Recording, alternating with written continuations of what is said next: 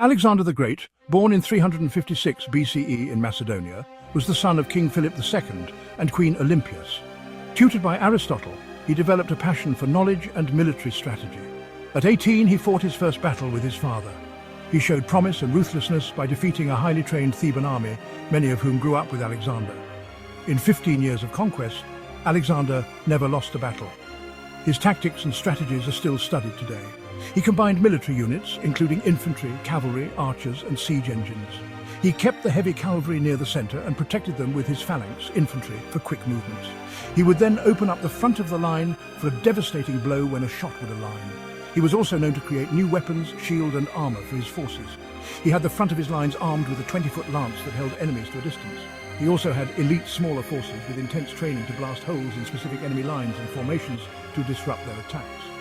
At the Granicus River, he faced the Persian satraps with audacity and tactical brilliance. He unleashed his Companion Cavalry in a bold assault on the enemy's flanks, while his phalanx held the center, effectively creating a dual front. The Persian forces were astonished by the ingenuity they witnessed. At Issus, Alexander turned the narrow battlefield to his advantage. Leading a fierce cavalry charge directly at King Darius, he struck panic into the Persian ranks. The ensuing chaos resulted in a rout, solidifying his reputation as a master tactician. The siege of the island city Tyre stands as a testament to Alexander's innovative military mind. After offering Tyre a choice between capture and surrender, they declined, angering him greatly. He ingeniously constructed a causeway, bridging the gap between land and sea. As his engineers erected towering siege structures, Alexander's relentless determination to breach the city's defences was clear, and he eventually killed around 40,000 people of the city in his anger. At Gaugamela, Alexander employed the infamous hammer and anvil tactic, drawing the Persian forces into a trap. By creating gaps in their lines with his agile cavalry, Alexander allowed his phalanx, infantry, to press forward and break through, enveloping his enemies. His decisive attack on Darius instigated chaos among the Persians. Leading to a resounding victory after defeating the Persian Empire, he went further east and showed more prowess at the Battle of the Hydaspes, showcasing Alexander's ingenuity and adaptability in a foreign land. As he faced King Porus and his war elephants, Alexander orchestrated a series of feints to obscure his true intentions. By cleverly dividing his forces, he misled Porus before launching a concentrated attack that utilized his phalanx against the Indian infantry, while his cavalry executed a masterful outflanking maneuver.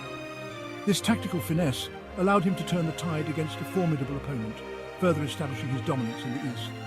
As he continued his conquests, Alexander spread Greek culture across the regions he conquered. He also became fodder for multiple legends. For one, after entering Gordia, he came across an intricate knot that had a legend. Whoever could untie the knot would become king of Asia. The story is told many ways, with some saying he cut it with his sword and others saying he untied it himself. Either way, the legend lives. Another event was when Alexander the Great visited the Oracle of Siwa in 332 BCE to seek confirmation of his divine status. Declared the son of Zeus, this affirmation boasted his legitimacy as a god-king and strengthened his influence as he continued his conquests in Egypt and founded Alexandria, which became centers of learning and commerce for years to come. Alexander died in 323 BCE at the age of 32 under mysterious circumstances. Some say fever, some say poisoning. It was said his next move as an empire would be to navigate and map all of Africa. His sudden death led to the fragmentation of his empire, but his legacy as a monumental figure in history remains.